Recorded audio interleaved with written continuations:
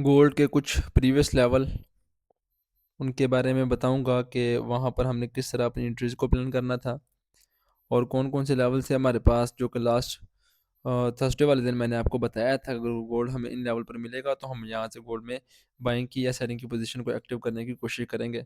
अगर लास्ट आपको याद हो तो लास्ट वीक में मैंने आपको ये वाला लेवल बताया था, और जिसके प्राइसेस हमारे पास थी 4408 से लेकर 4400 के एरिया हमारे पास एज अ बाइंग था।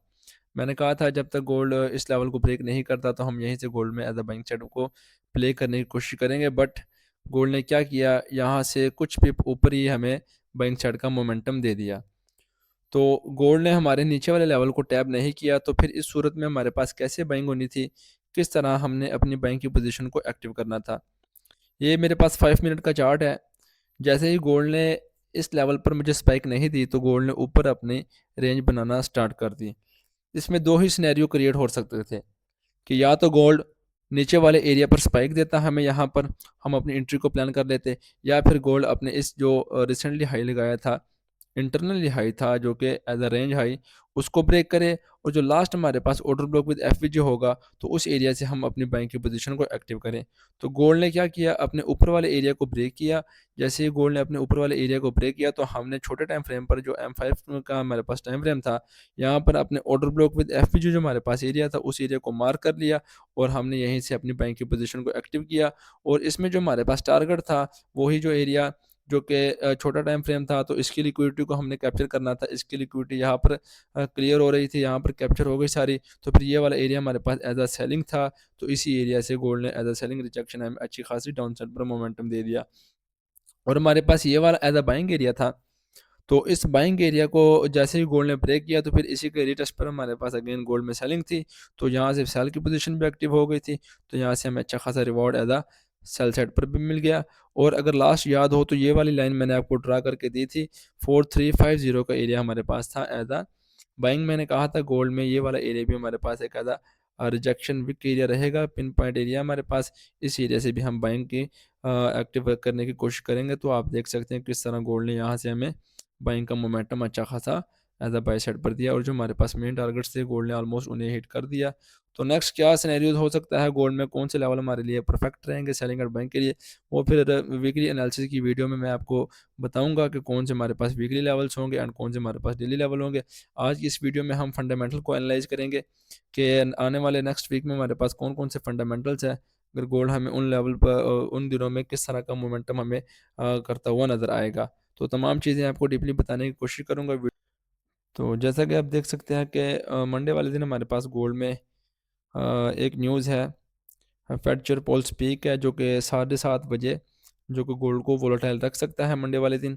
नेक्स्ट डे की अगर बात करें तो नेक्स्ट डे हमारे पास गोल्ड में